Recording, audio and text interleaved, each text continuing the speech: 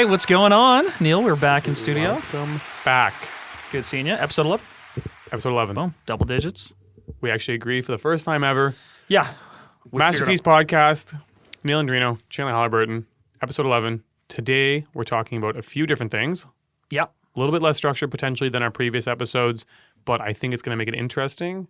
Totally. Yeah, there's some interesting topics here that... Well, this is something that we talk a lot about off air because you and I use each other as a sounding board for, you know, our harebrained ideas and our acquisitions and whatnot. And sometimes we agree. A lot of times we agree.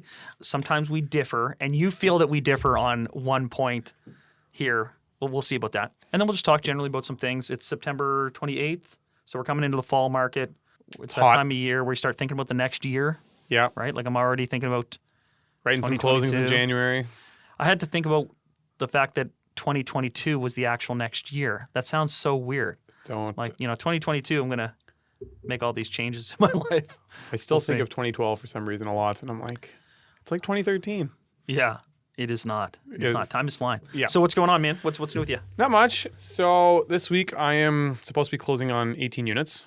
Nice. Yeah. We're having some technical difficulties over there. Again, for a later episode. Yeah. This was you're still working with the financing. Is that relating to that or is it other things? Financing's been sorted out. To be honest with you, I can pretty much say at this point because we're just dealing with it. There's some environmental issues on one of the sites. Oh, right. Yeah. So we're basically closing. It's in 3 buildings. So we're closing 2 of the buildings that don't have any issues. And then the third building does have some issues. We are extending the closing to allow me to do some research on what the extent of the damage is. So I get an idea of if am I dealing with $50,000 in issues or $2 million in issues. It's not going to be $2 million of issues. I don't think so either, but I just want to get a gauge. And because, to be honest with you, one of the banks that I work with is totally understanding the fact that there's enviro issues, and they're willing to roll it into a construction budget.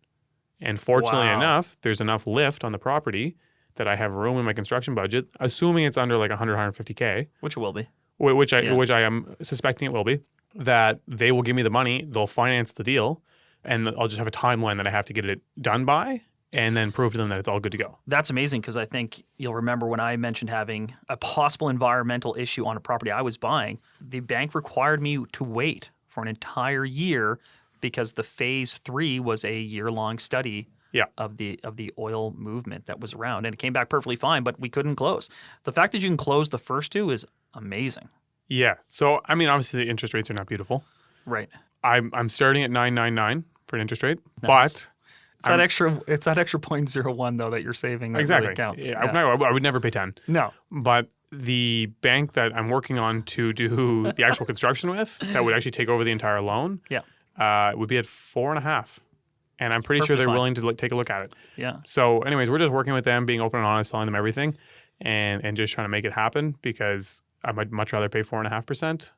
Yeah, once you come out the other side, everyone's going to be happy to loan you that money. Oh, yeah. Whatever the best rate of the day is. And at this point, I'm going to clean the whole thing up because I'm like, you know what? I want to be able to do CMHC. I want to be able to resell the properties, all those things. Because you can kind of make an application to not have to clean it up, especially where it's been there for 30 years. Mm-hmm. If you can prove that it's not getting any worse. Mm-hmm. But then when I go to sell, the next person's going to face the same crap.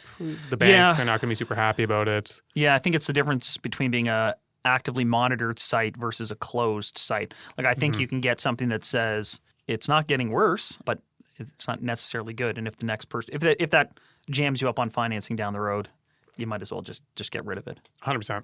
Yeah. So there's that. And then I think I might have mentioned, I don't know if I mentioned it in the previous episodes, but I had bought a new house.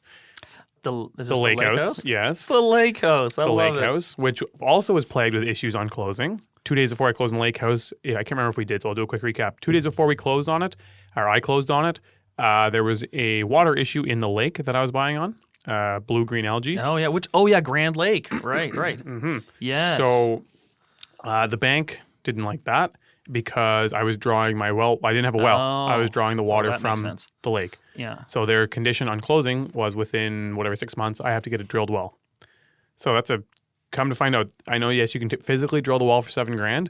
By the time you put in the systems, draw the lines into the house, do the whole works, $17,000. Yeah, it's going to say around 15. Yeah. Yeah. And everyone's... It's better than algae. Neal starts going to work with a green tongue. Everyone that lives there doesn't give a crap. Like, they're like, it's not that bad. It's not in the water. Like, it was in one hyper-focused spot at the end of a stream. Well, also in theory, if you already had a treatment system on your well water, you could blast that out of there, but with a UV light or something. But to then double down on this place, I go to build an addition on the side of it, and it's close to my septic. So we're taking around the septic, just taking a peek. I had the septic inspected. I was going to waive it, and I was like, no, we should have it inspected. It did show up with a couple little issues. There's a few branches that were broken that were supposed to get replaced. I was going to do it when I got to it. It's $3,000 or something. Then the new excavator guy comes in to start working on it, and he's also knows septics. Pulls off the top layer of dirt off the septic. I wasn't there. I was in the States. Apparently, the septic's dead. It's bubbling up. So, if septic field, if people aren't familiar with the septic field, you've got your tank, right? So your septic system has the tank that stores your solids, right? All the crap you flush down the toilet, literally. And then all your liquid effluent goes up over a baffle, and then that leaches out through one pipe that then often goes to a T pipe that goes perpendicular and is all perforated, and then that goes out into nature, into dirt. And when you build, that's your actual field.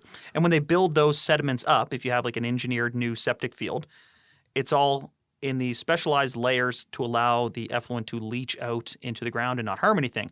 When your field goes, it becomes saturated, so it no longer performs that. It holds the water. So probably he scraped that off and basically hit liquid. Hit sludge.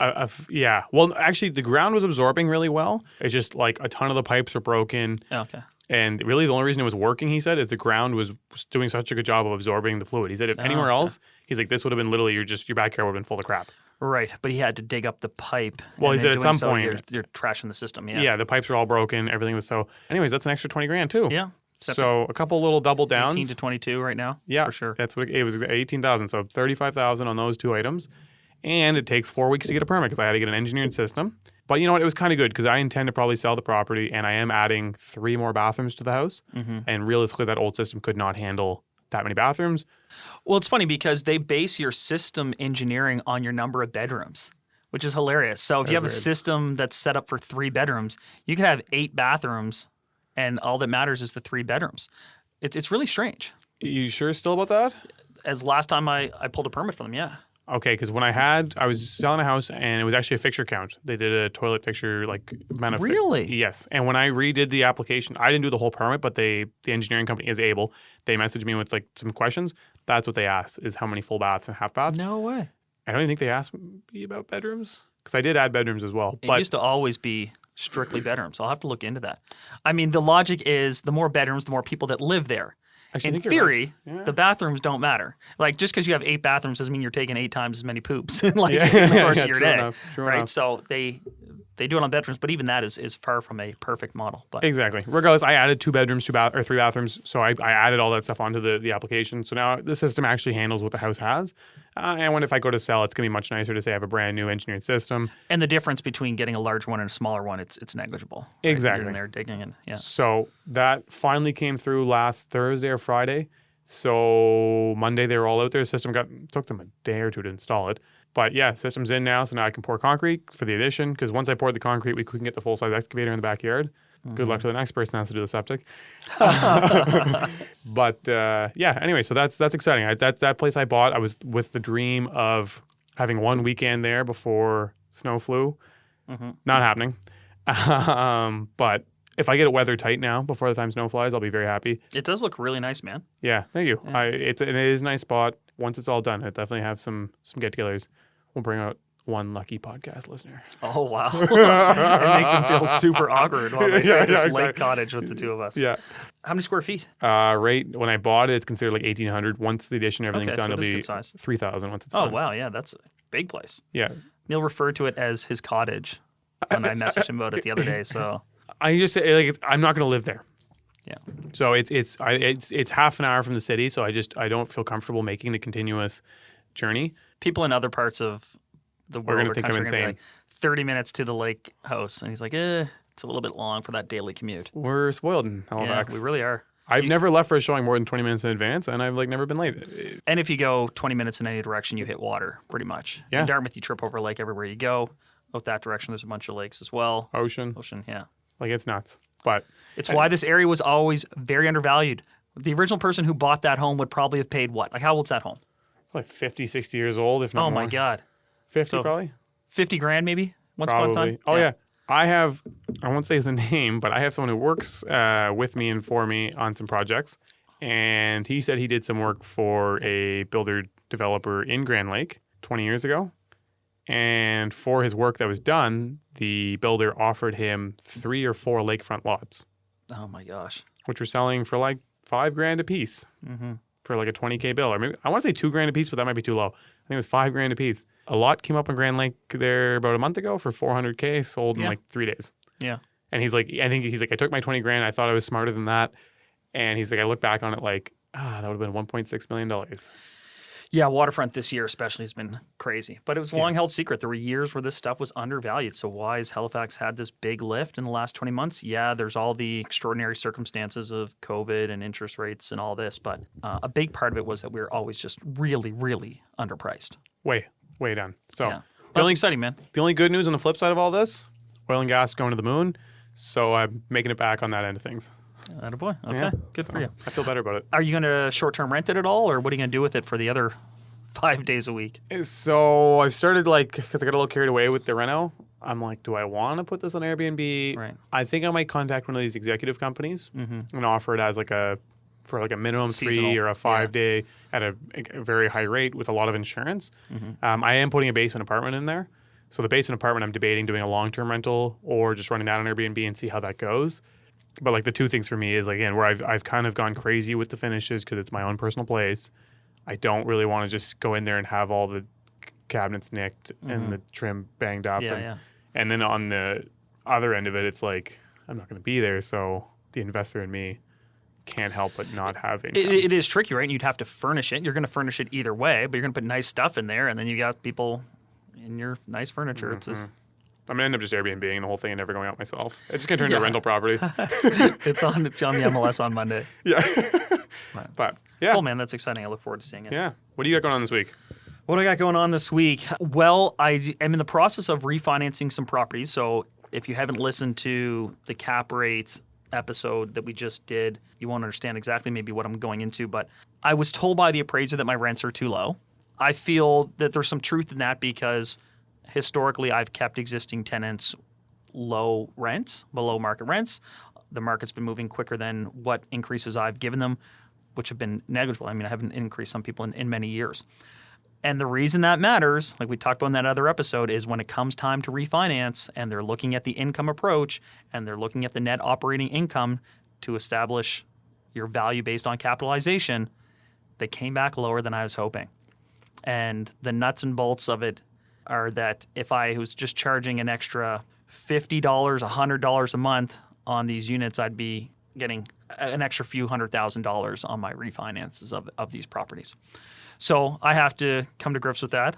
I also sent out rental increase notices shortly after getting this news, which some people will hate in the comments. But I was going to do that anyway because I'm looking at the situation. Obviously, tenants have a lot of uncertainty, so they've been asking me, what are you going to do when rent controls are lifted? What are you going to do when rent controls are lifted?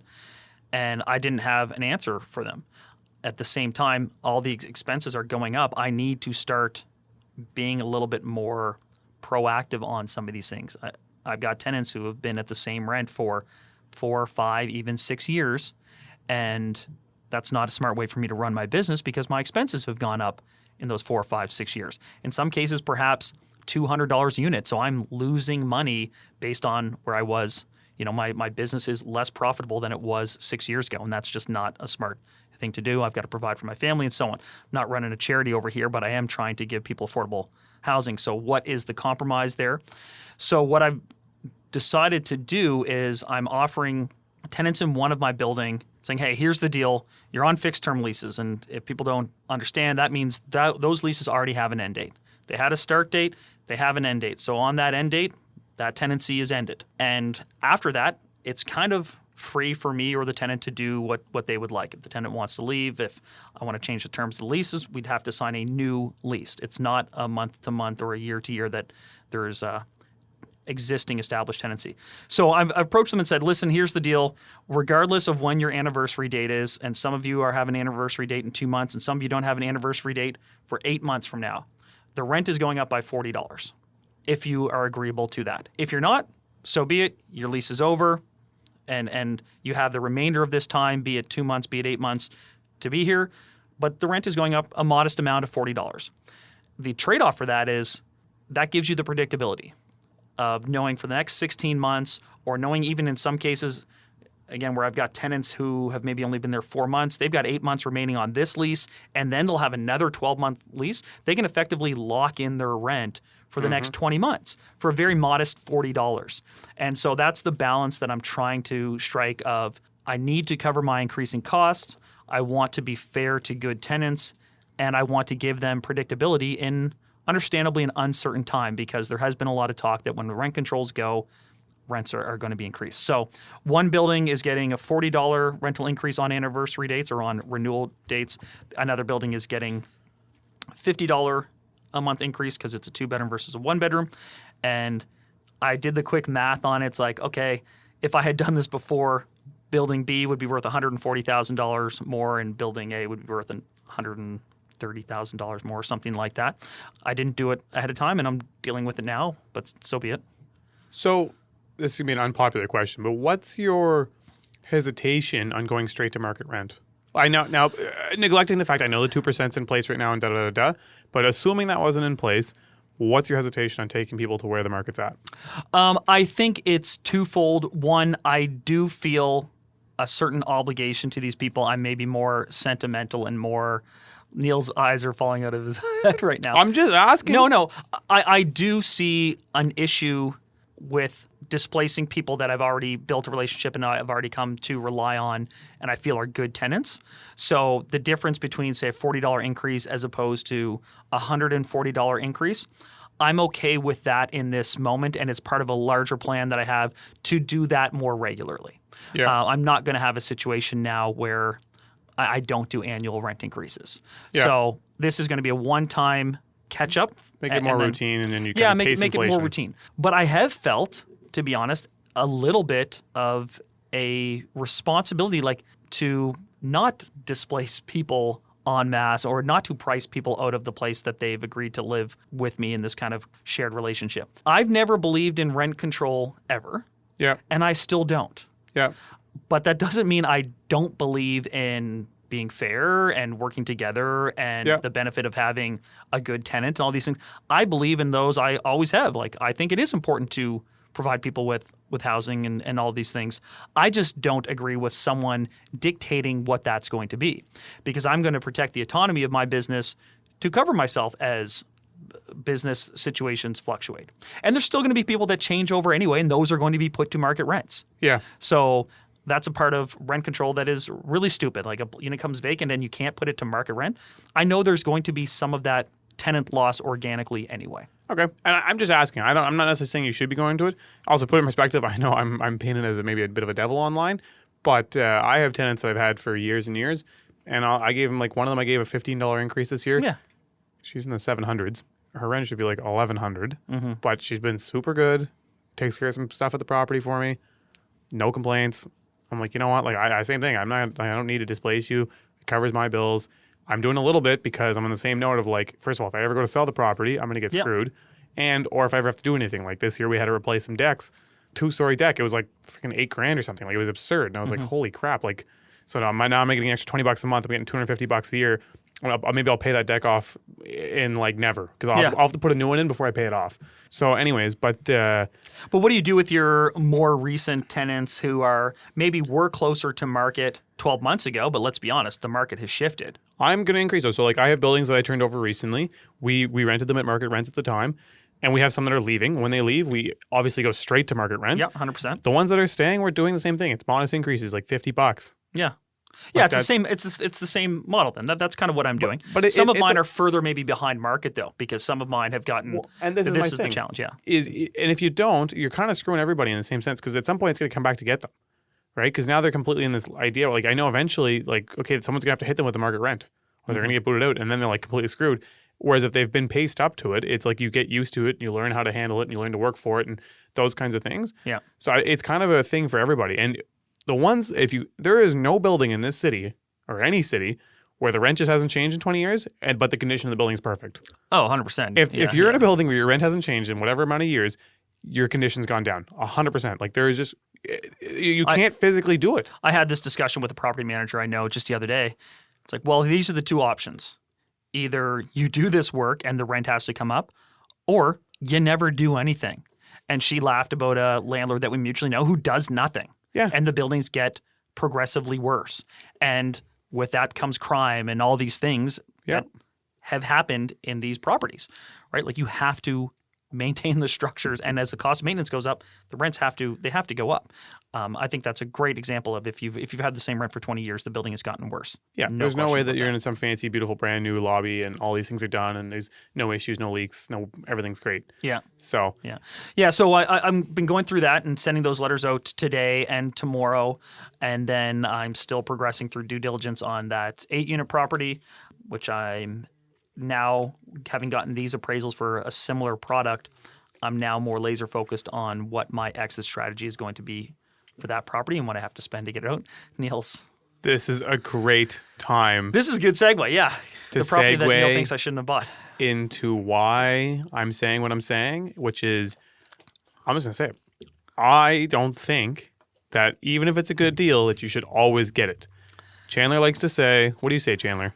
I say that my advice when people ask me about opportunities and they say, what about this or that? I always say, don't think in this or that. Think of how to get both. And I would say definitely pick this or that, or sometimes do neither. Okay. Now, and it is goal dependent. Okay. Yeah. you have the floor, man. Let's see it. Okay. All right. So it's goal dependent, and then this is because my goal. I'll explain. So first, my goal in this business is to grow the business and expand and become a large provider for housing and have a lot of units. Okay. And that was from the start, from the very beginning when I flipped the very first home to today. That's kind of been the hyper idea. Getting there, the path has changed a little bit, but the same concept of growth applied. Okay. And it's been with every business I've ever done. And so my concept, my idea is that sometimes you get into a good thing. So for example, you flip a house, you make your 50 grand. You're like, sweet, I know how to do this. Let's do it again. But pause for a second, okay? Yeah, you might have a great deal on a house flip, but now there's a multi-unit that you can buy. You can do the same thing, but your flip's going to be substantially more profitable for you, and you're going to be able to grow from there again. So yeah, you could do the house, but do the multi-unit. But okay, maybe if you stretch yourself, you can do both. But then this is where the next thing is. It's not just the monetary value, it becomes the time value. Okay. You start to, so now you could do the multi-unit in 3 months, be done, and move on with your life. But now you've bought both, and now it's going to take you 6 months to do the both of them. And you start looking at the time value and the opportunity cost on your money. That's my big thing with all of these things. When I face an issue, I'm so blown in the water because I'm like, not only is this costing me 10 grand today to make this fix, that 10K would have made me X and in a certain amount of time, and it's going to impact you. My thing is it's going to impact you exponentially as you go up the rungs. So how do you try to calculate that opportunity cost? I love the idea of opportunity cost because I think it's just very interesting, and it's how we make decisions whether we know it or not. How do you try to establish that opportunity cost when you never know what's going to come up across your desk next? So, I mean, obviously it's not a perfect science, and sometimes there's mistakes that are made, but typically my big thing is not only, I guess it's not necessarily even looking at purely as an opportunity cost, it's also what's the objective in the long term. Like, does this feed into what I want at the end? So I didn't realize it. Like, I know there's vision boards and all these different goal boards. I never really formalized with one of those, but I'm very big on like, these are my different years and this is what I want to have by the end of that year. And I run that through my head through everything I do. So if I'm looking at a 6-unit, I'm like, wait a second, does this play into what I want to do? Like, I want to build brand new apartment buildings. I want to build a 30-story building. Does buying a 6-unit play into that? The first few it did, because I had to build that base, get the cash flow, get the established whatever, to go out and buy the lot and be able to get approved to build my first 50-unit. But now, is it still playing into that? No, because I could still go, like, whether I have that or more, I can still do it. And then on the flip side, the opportunity cost for me is, okay, so I put this money down now. Once I turn it over and get my money back, great. But if I don't, it's going to be all the time and headache. I might miss out on opportunity. What happens if I put this down, so now I'm a little tight on cash. Tomorrow, a 50-unit lot comes up. It's banging. It works perfectly. It's on Windmill Road with a car dealership on it. And I don't have the cash to put down right now. Oh, that was actually a little... I just realized what you did there. Yeah, Neal's egging me on here because I mentioned that I don't have the cash available right now to finance this lot purchase that I might have done otherwise. I see your point. question just to put you on the spot. Tell me how these environmentally contaminated 6 units fit into this thing where you sort of said you don't really want 6 units necessarily. So this environmental setup right now, this is absolutely traumatizing me in a sense of the opportunity cost, because it is a massive delay. First of all, it's a huge cost. Mm-hmm. It's going to take years to remediate. The remediation might only take a month, but it'll take years before I can get to a point of being able to get proper financing. Really? Well, oh, crap. I have to go through fixing it, then I have to prove for a year that everything's all good. Right. Right? Yeah, So 18 months anyway. Yeah. That's what I talked to the guy saying on the phone. He said it's going to be at least 18 months. Mm-hmm. So he said get a 2-year term with the bank right now. So we talked a lot about exit strategy, and what you're saying is your exit strategy is kind of screwed on that because you can't pull that equity out as easily as quickly. I went from a 6-month exit strategy to a 24-month. And to put that in perspective, I'm going on a shopping trip in about a month and a half to the States. I'm so glad you mentioned this, to go look at apartment buildings. Mm-hmm. And so for me, I was going to go in a month and a half, maybe make a pick while I was there, but potentially put an offer within a month or two, start my due diligence with the understanding that I'm going to be refinancing my other properties in 6 months' time from now to purchase those. So now I'm still going. I've already booked the whole trip, but that's a huge setback. So now I'm not necessarily going to be able to buy that 100 unit when I go down there. And so now I've been set back. And so that is a prime example of, well, this is a poor due diligence on my part. Yeah. And rolling the dice. There's a lesson to be learned there for sure. Big lesson to be learned. But it's absolutely destroyed my ability to now move forward. Okay, so does that mean you regret purchasing these buildings? A little bit, yeah. Okay. I actually do. Okay. See, this was going to be my entrapment. It's going to be like, I'm still glad I did, blah, blah, blah. Because I feel like I want to clarify my rationale behind what I said, which is don't fixate on doing one versus the other. Try to find a way to do both. I'm talking about legitimate opportunities there. I'm not saying this is like a yard sale and you're just buying whatever's there that you don't need.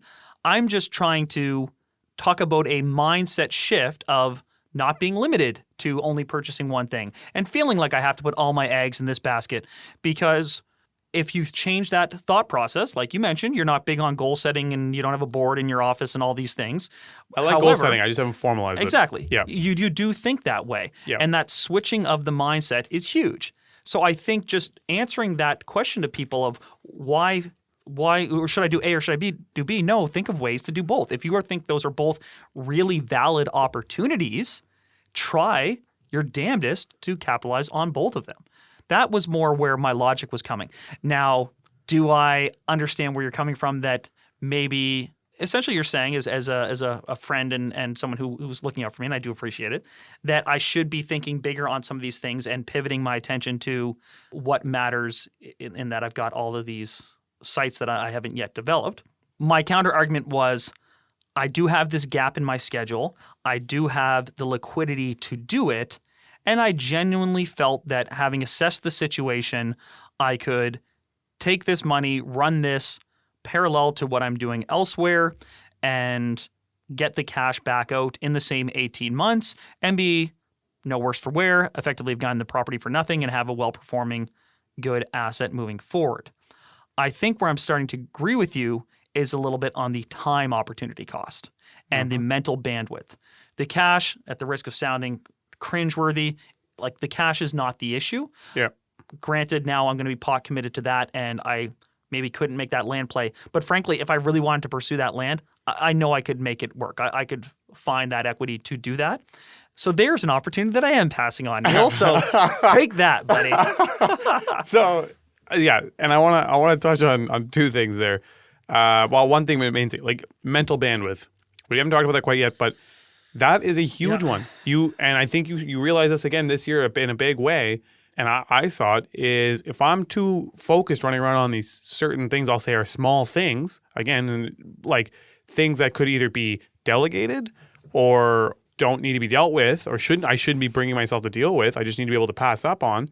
Then I could focus on the bigger things. You actually get the time to sit back. I realized that when I first started in business, I had so much time. I used to write books full of ideas and concepts and run projections and do all this stuff. I don't do any of that stuff anymore because I don't have time, and I'm so busy just getting through the projects I have on. And then it seems like, well, in that 6 months of me working on a project, another one slips into my lap, and then I'm like, yeah, sure, let's do it. And I grab it. And then I'm just in this relentless cycle. Mm-hmm. But then I start to forget about the step, like, okay, I need to level up. And if I want to level up, if I want to do, I'm sure, I don't know what Grant Cardone talks about, this 10X, but like if you want to 10X to steal that and hopefully not get banned, then you have to be able to step back for a second and be like, okay, whoa, I need to step back from this business. I need to like finish this out, kind of figure out where I'm at mentally, save some mental bandwidth, like know what your capacity is and make sure it's good to operate at 100, but only like you need to be able to step back to like 70 once in a while or 50 for more than like an evening and more than a week. Like you need to be able to step back for like a month at 50% and take some time to have like that ability to think and be like, okay, where am I going with this? And again, this is on business stuff. I'm talking business primarily here, but where is this business going? Where is these investments going? Is this what I want to be doing? Am I doing the right thing? Like, am I adding too many rungs to this ladder? Do I need 800 rungs to go up 4 floors? Probably not.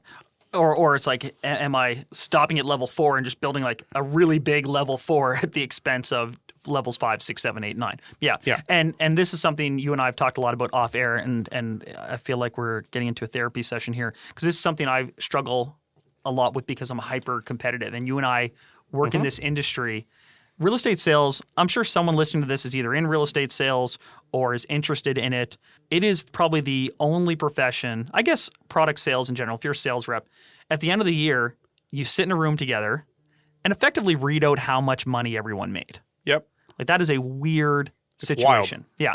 And you are celebrated on a prorated scale based on how much money you made. And that's kind of hyper-capitalism. That's sort of the world we all exist in some twisted way regardless. Yeah. But to do it on such an overt way, sitting in that room and doing it is strange when you step back and think about it. And it's something I've struggled with because it fuels the competitor in me and I win. And, you know, right? Like, a lot, like, let's. Yeah, you did. Right? You are, yeah. But I've had years in the past where, you know, maybe I wasn't first, maybe I was second or third. And then I would say to myself, go, yeah, but I bought like 2 buildings last year. And I would find myself making either excuses or legitimate things I've noted, you know, giving myself credit. But man, in that room, in that moment, it doesn't matter what else you did. Nobody cares. Right? Doesn't matter if you have a new child. Doesn't matter if you took a year off to do charitable work around the world. It doesn't matter if you got 100 units. In that moment, all that matters is how much did you do in this narrow box. A specific business. And I enjoy the business and I enjoy being successful at it. But it is something that I think we both struggle with. Like, okay, that is a conveyor belt-based income stream.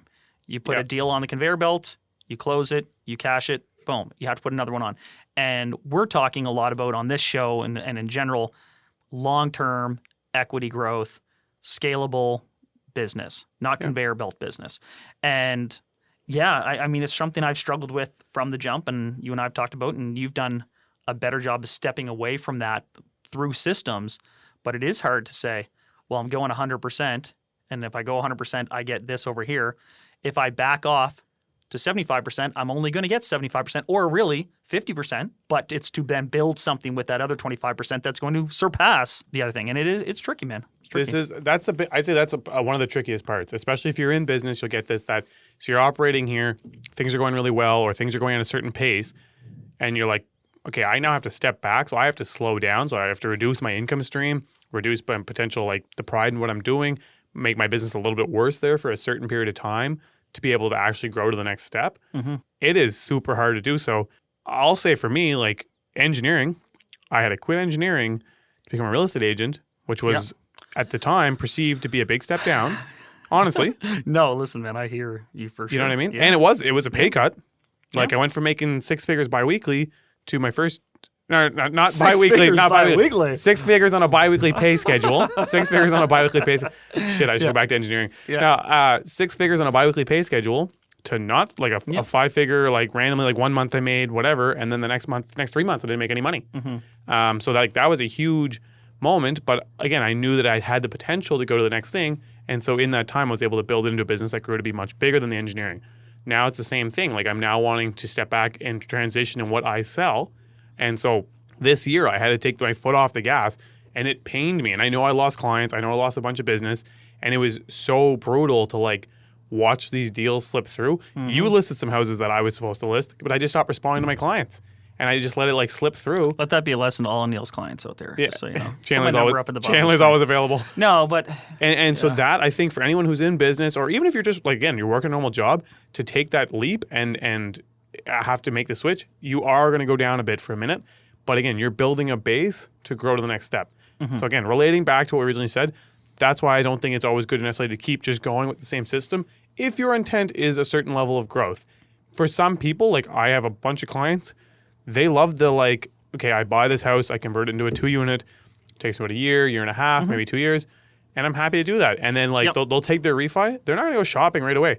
They'll buy themselves a truck or like trade up or whatever, enjoy the time, stabilize, and then begin to reshop. So if that's what your objective is, totally fine.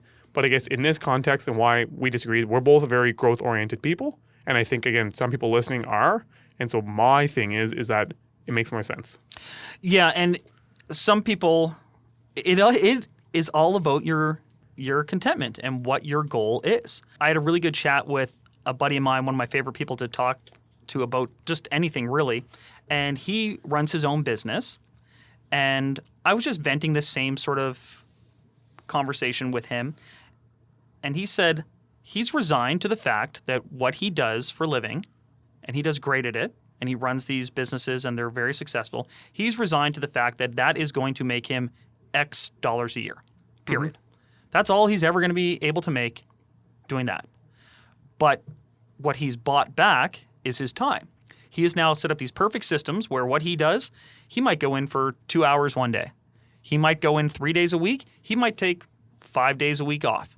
And it's allowed him to have a really positive relationship right now, do whatever he wants with that person. And for me, that gives me anxiety because I'm like a shark. If I stay still, I feel I'm going to get drowned. Yeah. So I would want to take his business and make more and more. And he's just realized that that is the perfect balance for him, right where he is. And so his isn't grab this, grab that. He did all that at one point. He took advantages of these opportunities, and I'm sure he passed on some things because he's now found his cruising speed of what he wants. And I know you and I are wired that the idea of a cruising speed sounds like slacking. It does. And then we envy these people who have this time and live this great balanced life, as people call it. I hate that term, but Well, but you know, on the flip side, for me, the end goal of this is to cruise. Like at the end of the day, like I'm always going to want to work, but I want to be able to enjoy life. Like working is not everything for me, and I think for a lot of people, it becomes it. But I don't think it's really what their intent is. But yeah, to what you're saying, that's the other thing is it's not even necessarily just if you just want growth. I kind of made a mistake there, and I'm glad you pointed that out. Okay, so let's say you don't necessarily want to grow anymore, but now you want to be able to step back from the business, right? So you still want to produce the amount that you're producing now. Maybe it's time to step back. And I mean, again, not necessarily for you, but create a team. Put the systems in place that allow your business to do what you want to do, but now with less input from you. Yeah, or recognize that step back, and the step back is always in profits, right? That the reduction in profit is offset by some free time to either enjoy something else or take that.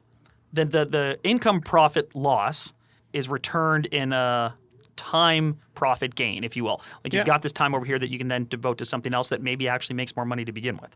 Exactly. Yeah. And it doesn't necessarily have to. Like if you set it up really well, okay, so now like you're whatever, let's say you're making $100,000 and you want to make 200, or let's say you're making $200,000, you got to set back to 100, you add 2 people on, now you make 300. So you pay the extra 100 pays them, you still take home your $200,000. Yeah, I can just say for what we do, that model doesn't work. And I'm not trying to put anyone on blast. Like these teams out there, they don't make... They're very difficult. Yeah, the person running the team does not make more money by having a team, at least... I mean, show me that person. But they do get more time. I'm in one of these kind of hidden groups for volume-based production in our brand, which is Remax. And someone posted the other day that their profit margin for their team is under 35%. It doesn't surprise me. It doesn't surprise me either. But as someone who's like a lone wolf, right, I've got a couple part-time assistants, but it's just me. The idea of only making 35% on the dollar spent just blows my mind. I can't imagine having a whole team and a whole system and still working in the grind every single day. Now, it'd be different if I was hands-off. I don't do anything. The 35% rate of return is good on investment if you're kind of not doing anything. But I'm still tempted by I'll just go out there and I'll get 100% of it, right? That's just how I get am, it. But I get it. Yeah. I mean, I think this is something that you and I were learning about this year a lot with referring business too. yeah. And I see it like sometimes at first I was loving it because I regained all of my time. Mm-hmm. But then on the flip side, when we got paid, I was like, oh, this isn't that exciting anymore. Yeah. And so, yeah, I get that there's the give and take. I guess this is really for somebody if you're not feeling super content with the setup that you have and you feel like you're running nonstop or something like that. I think it's really good to be cognizant and really, like I said, either outline your goals. And the goals don't necessarily, again, have to be monetary. They could be a time-based thing or whatever you want it to be, a relationship status. Those things, you kind of need to step back. Otherwise, you're never going to get the time to look at them. Yeah. Yeah. And this is the other challenge with our industry. It's all calendar year. Yeah. Right. I'm always like, I'm just going to finish with this year strong. And reassess in January. You come into the year blazing because you want to get your numbers up. You might slack off a little bit in the summer because you're like, I'm doing good with my numbers. And then you're like, oh, God, I have to go in hard this fall. Yeah, because they're about to publish this thing that says where everyone wants. And it's, I like motivation. I like competition. But, if you're trying to accomplish something over here and something over elsewhere becomes not productive towards it, you do need to pivot. It's just a hard thing to do. And I guess in a grand scale, I have these two opportunities before me. The one that I've got right now that's making me X, and then what I'm trying to grow towards over here. And I'm trying to tell myself to do both. And what you're saying, rightly so, and what I'm coming to realize is that I don't have the time and energy to do both. Bandwidth. Yeah, I'm going to have to shrink what I've done for the last 10 years in order to do what I really want to do over there. I guess just to defend the position, I wasn't saying buy anything and everything. Some of the best deals that I've done have been the deals that I didn't do. You know what I mean? Like I'm sure you have properties that you offered on, especially early days, and they didn't get accepted. And in hindsight, you're like, thank God. Oh yeah, I didn't get that. I've got a couple of those in the closet too. However, the flip side of that would be anyone who was waiting for an opportunity the last 18 months and said, no, I'll find something better. How'd that work out for them? This is true. One thing a small-time developer here said to me once when we were working together years ago, he said there'll always be another deal. And I kind of took that with me, and it's actually been helpful because when I started, I was so desperate and so horny to get in that any deal that seemed like it was making good money and I felt was a good buy, like if I didn't get it, I was so regretful and like it just ate me up. And I got to the point where I was almost making poor bids and like going after the wrong stuff. And then he said that to me, and I was like, you know what? That's not the worst idea. And I've seen that now because I have passed on some like small like a 30-unit portfolio, small things like this and that, and like they were okay. But then it did work out that I was able to like, okay, there was some better things that came to the table, and I'm glad that I passed them. Like you said, like it didn't necessarily make sense, and they would have been okay. I would have done well. I would have grown, but it would have muddied up my water for a certain amount of time that just wasn't worth it. Yeah, and again, I think just to contextualize what I was saying, it is a snowball, so you do want to get in earlier, and maybe that's more applicable to people starting out. You never want to make a bad buy, though. Like we talked about in the Burr episode, all you make money off is the buy, so you have to be careful about that.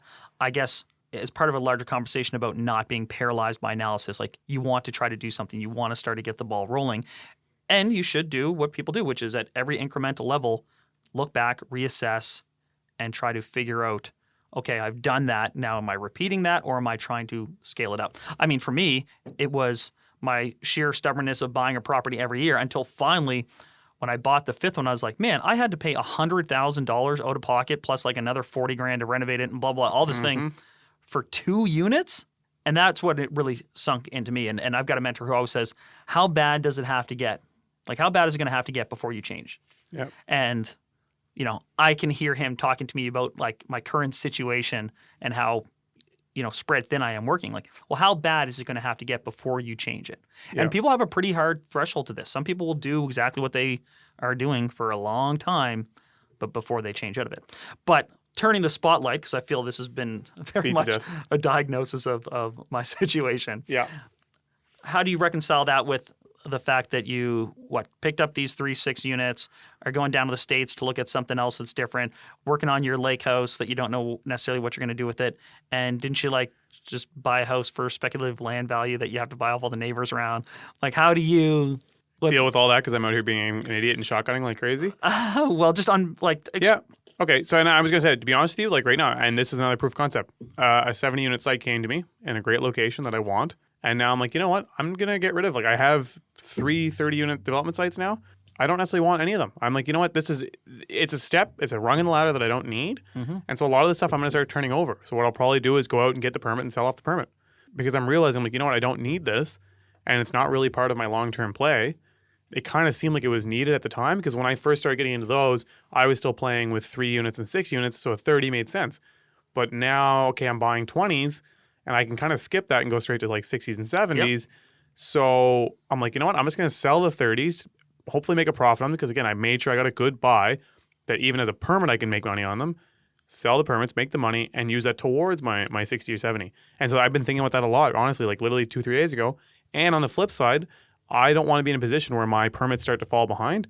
I'm going to hire another person. And I'm like, look, I know what kind of profits I can make on these. I'm going to hire someone. Like, yeah, it's going to neuter the return a little bit, but I will also probably see the money about a year in advance, because if I try and handle dealing with these applications and everything, they're going to drag on and on and on and on, because I don't even have time to get the meetings in and do this and do that. And so whereas if I hire somebody, they're going to be all over it, right? And they're going to make sure it gets done. And so that's what I'm going to do. I'm going to bring somebody on, and they're also going to help me with my current projects and with these ones. And I'm going to consolidate and sell a lot of the small stuff, and then focus on the bigger projects. And that's even the objective with the States. It's just to go bigger, quicker. Like, I have a certain amount of doors that I want to get, so I'm just going to race to get those doors.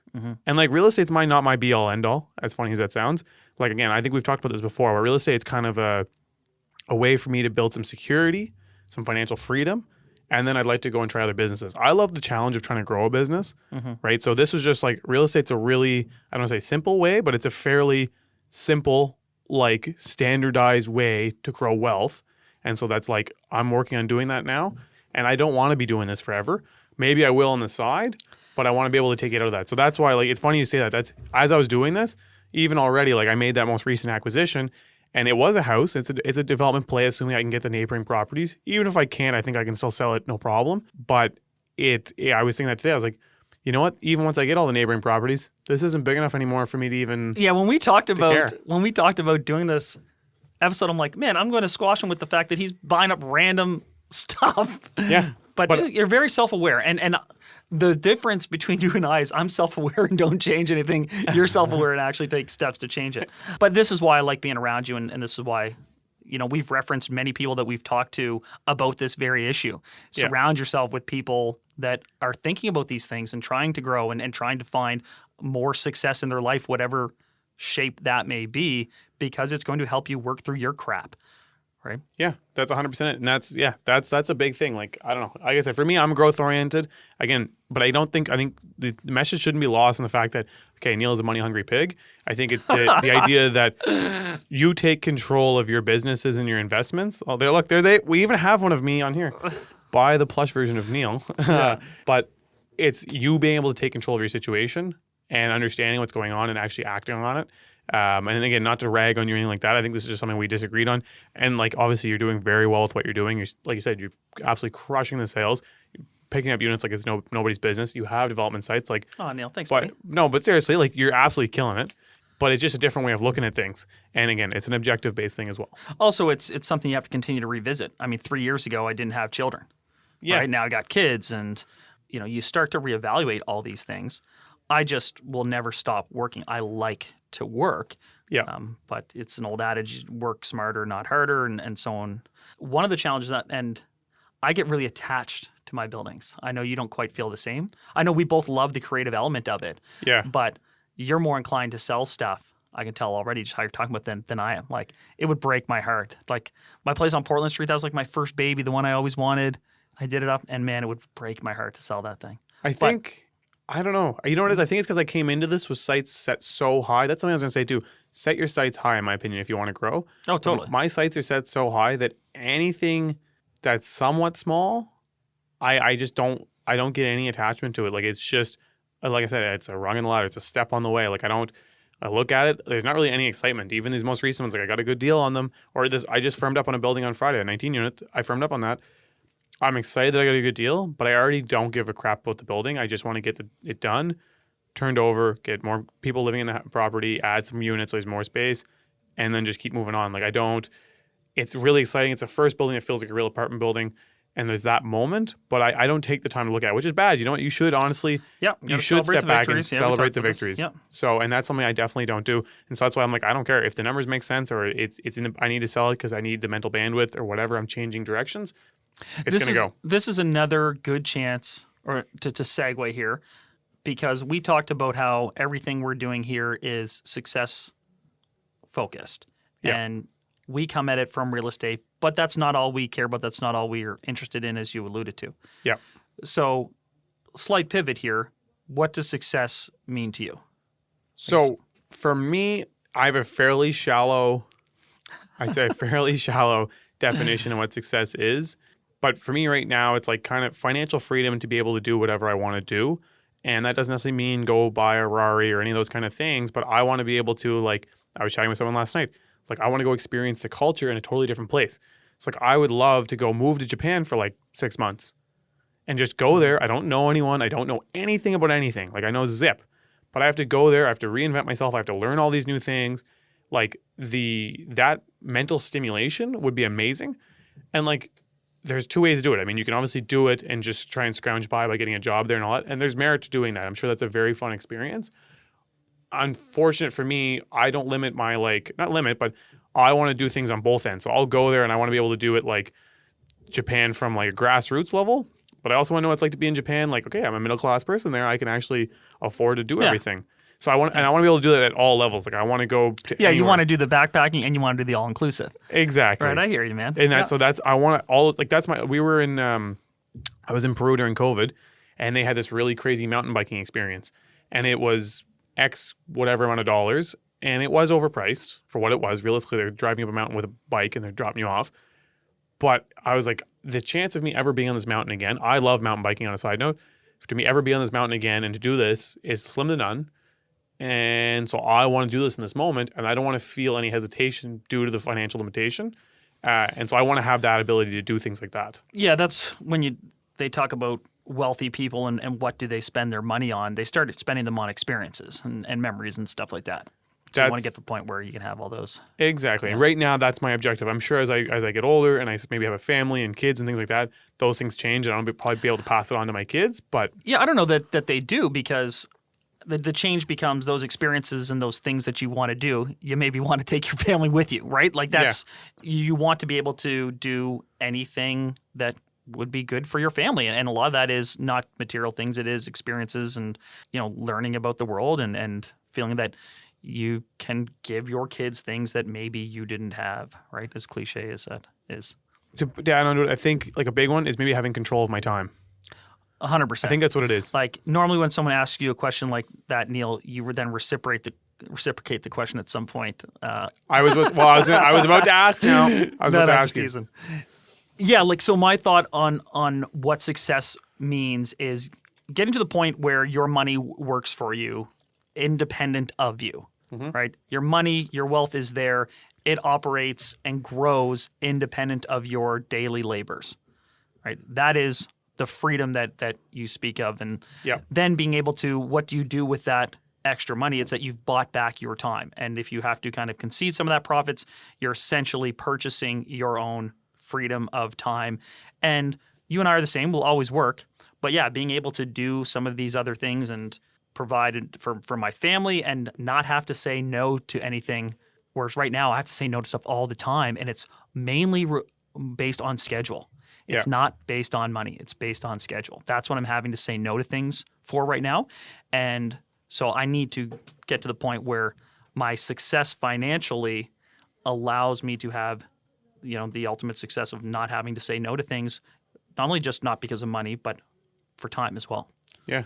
The bandwidth, and then to be present, to be able to enjoy those things.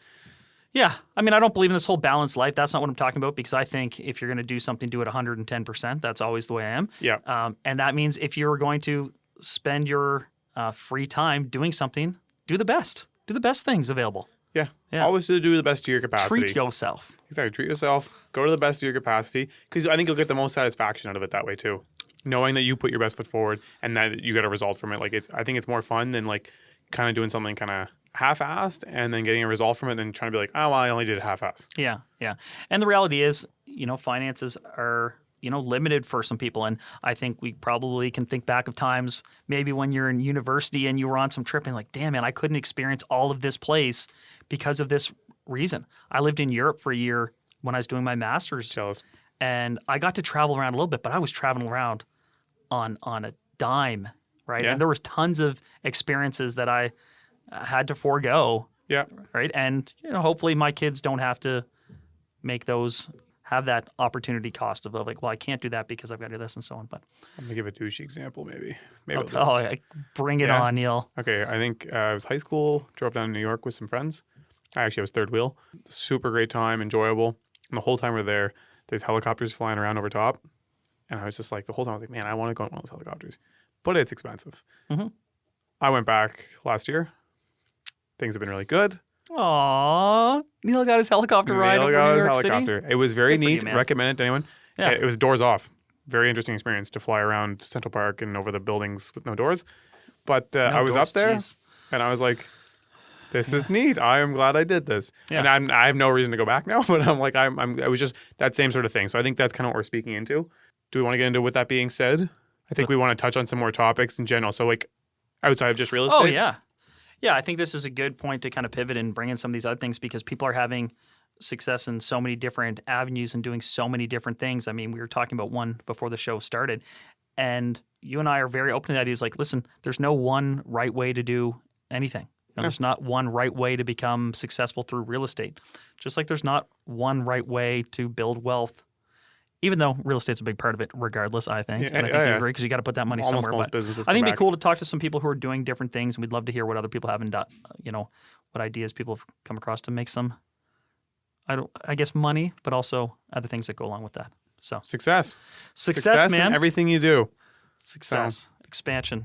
Anyways, that's all we got for today. All right, good chat. Yeah. I feel like this was a good wandering road that we took here today. It was. Not very specific. Did you change your mind on buying that 8-unit at all? Any regrets? Any regrets on other purchases?